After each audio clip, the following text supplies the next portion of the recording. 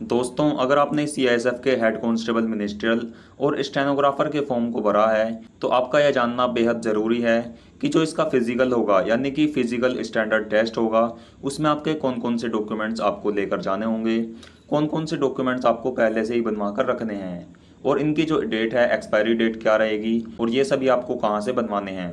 या इनमें से कोई भी एक डॉक्यूमेंट आपके पास मिसिंग है तो आपको वहाँ पर बाहर कर दिया जाएगा, वहाँ पर आपको दिक्कत हो सकती है। तो इसलिए आप इस वीडियो को कंप्लीट देखिए जिससे कि आपको पता लग जाए कि आप इसमें कौन कौन से डॉक्यूमेंट्स लेकर जाएं और आपको वे कहाँ से बनवाने हैं। तो चलिए दोस्तों, ज़्यादा टाइम ना लेते हुए हम चलते हैं सीधे इसके सबसे नंबर 1 के डॉक्यूमेंट पर।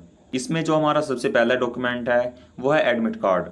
साथियों, आपके पास एक एडमिट कार्ड आएगा। जब आपके फिजिकल की डेट आ जाएगी तो उससे कुछ दिन पहले, लगभग 4 से 5 दिन पहले आपके ईमेल पर एक मैसेज आएगा जिसमें आपको एडमिट कार्ड डाउनलोड करने के लिए बोला जाएगा और इसे आप इसकी ऑफिशियल वेबसाइट से जाकर भी डाउनलोड कर सकते हैं। तो जब आप अपने एडमिट कार्ड को डाउनलोड कर लेंगे तो उसके बाद आपको उसका प्रिंट निकलवा लेना है और जो प्रिंट है वो आपका कलर प्रिंट होना चाहिए, ब्लैक एंड वाइट वो आपका नहीं होना चाहिए। तो जैसे ही आप अपने एडमिट कार्ड का प्रिंट आउट निकलवा लेंगे उसको आपको भर्ती स्थल पर लेकर जाना होगा, यानी कि जहाँ भी आपको फिजिकल के लिए बुलाया जाएगा वहीं पर आपको अपने सभी डॉक्यूमेंट से लेकर जाने होंगे। और ध्यान रहे कि जो आपका एडमिट कार्ड है वो आपका अच्छी क्वालिटी में होना चाहिए, किसी भी तरह का उसमें कोई भी मिस्टेक या कोई भी उसमें ब्लर नहीं होना चाहिए, यानी कि गंदा वो नहीं होना चाहिए। इसके बाद जो इसमें सेकंड डॉक्यूमेंट्स है वो आपके फोटोग्राफ्स। साथियों, इसमें आपको अपने फोटोग्राफ्स भी लेकर जाने होते हैं और इसमें जो ध्यान रखने वाली बात यह है कि आपके पास कम से कम 20 फ़ोटो होने चाहिए। आपके 20 फ़ोटो खुद के आपसे वहाँ पर मांगे जाएंगे जिसमें जो फ़ोटो का बैकग्राउंड होता है वो आपका वाइट होना चाहिए, क्योंकि कई बार स्टूडियो वाले क्या होता है कि ब्लैक या रेड इस तरह का बैकग्राउंड ले लेते हैं फ़ोटो में, तो वो इस तरह से वहाँ पर नहीं चलेगा। वहाँ पर जो आपका बैकग्राउंड है वो आपका वाइट ही होना चाहिए। तो इस चीज़ का भी आपको ध्यान रखना है। इसके बाद सेकंड है साइज़। उनका जो साइज़ है वो आपका पासपोर्ट साइज़ होने चाहिए, यानी कि ये दो तरह के साइज़ आते हैं, एक तो हल्का सा बड़ा आता है लेकिन एक पासपोर्ट साइज़ का एक एक्यूरेट साइज़ आता है, वही आपको वहाँ पर लेकर जाना है। इसके बाद ही इसमें एक और चीज़ आपको ध्यान रखनी है कि जो आपके फ़ोटो हैं वे 3 महीने से पुराने नहीं होने चाहिए। दोस्तों, 3 महीने से पुराने आपको फ़ोटो वहाँ पर नहीं लेकर जाने हैं, क्योंकि अगर ज़्यादा पुराने हो जाएंगे तो वहाँ पर आपके फ़ोटो रिजेक्ट हो जाएंगे। तो इस चीज़ का भी आपको वहाँ पर ध्यान रखना होगा। साथियों, इसके बाद है आपके एजुकेशनल सर्टिफिकेट्स।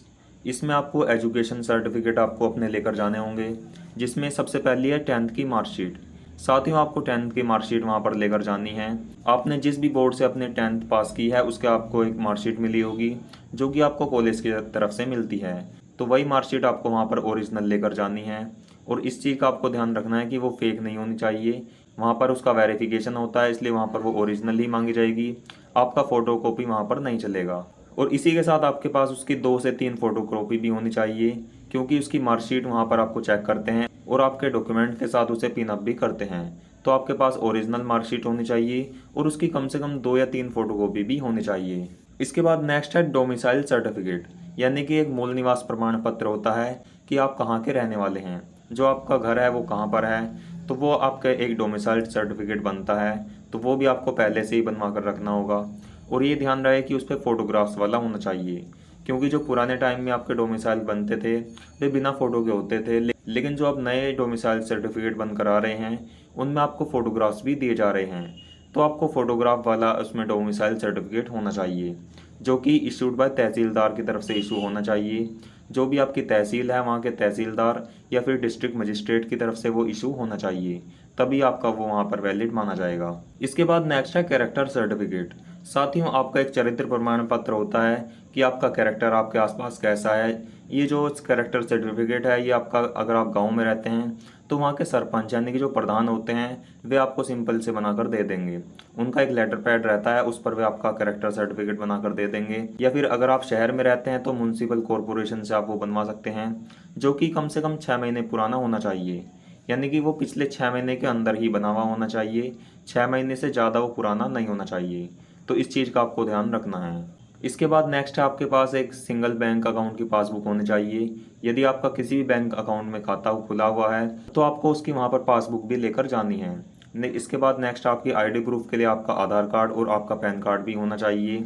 ये बिल्कुल इंपॉर्टेंट चीज़ है, यानी कि आपका आधार कार्ड और आपका पैन कार्ड। तो ये सभी डॉक्यूमेंट्स आपके वहाँ पर देखे जाएंगे। साथियों, इसके बाद है नेक्स्ट कास्ट सर्टिफिकेट, यानी कि आप कौन सी जाति से बिलोंग करते हैं, कौन सी कास्ट से आप बिलोंग करते हैं, उसका आपका एक सर्टिफिकेट बनता है, तो वो भी आपके पास होना चाहिए, जो कि आपका फोटोग्राफ वाला होना चाहिए कैंडिडेट के, और जो कि तहसीलदार या फिर डिस्ट्रिक्ट मजिस्ट्रेट की तरफ से इशूड होना चाहिए। तो इस चीज़ का भी आपको ध्यान रखना है। ये जो कास्ट सर्टिफिकेट है ये आपका बहुत ही ज़रूरी होता है। यदि आप ओबीसी, एससी या फिर एसटी से बिलोंग करते हैं तो ये आपके पास ज़रूर होना चाहिए, क्योंकि जो आपका एज और हाइट में रिलैक्सेशन है और जो भी फीस में रिलैक्सेशन आपको मिलता है वो इसी के द्वारा आपको वहाँ पर दिया जाएगा। तो इन सभी चीज़ों को ध्यान में रखते हुए आपको अपने फिजिकल में जाना है और ये सभी डॉक्यूमेंट्स आपको पहले ही बनवाने हैं। तो साथियों, आज की वीडियो में हमने आपको इसके डॉक्यूमेंट से रिलेटेड सभी डाउट्स क्लियर कर दिए हैं। यदि इसके बाद भी आपका और कोई भी डाउट्स हो तो आप हमें लिख सकते हैं, हम आपको उसकी कंप्लीट नॉलेज प्रोवाइड करा देंगे। और साथियों, इसके फिज़िकल की तैयारी में आप लग जाइए, क्योंकि इसका जो फिज़िकल है वो नज़दीक है। जो भी आपके डॉक्यूमेंट्स हैं उन्हें आप कंप्लीट कर लीजिए, और इसी के साथ इसका जो एग्ज़ाम है वो भी काफ़ी जल्दी आपका करा लिया जाएगा।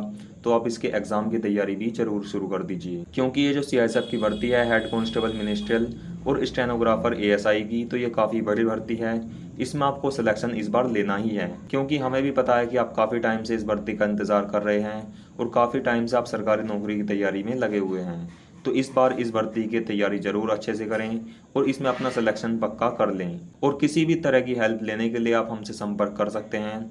आप हमें अपनी प्रॉब्लम कमेंट बॉक्स में लिखकर बता सकते हैं, हम आपको उसका सॉल्यूशन ज़रूर प्रोवाइड कराएंगे, और जो भी हमसे होगा हम आपकी पूरी हेल्प ज़रूर करेंगे। तो साथियों, आज की वीडियो को अंत तक देखने के लिए आपका बहुत बहुत शुक्रिया।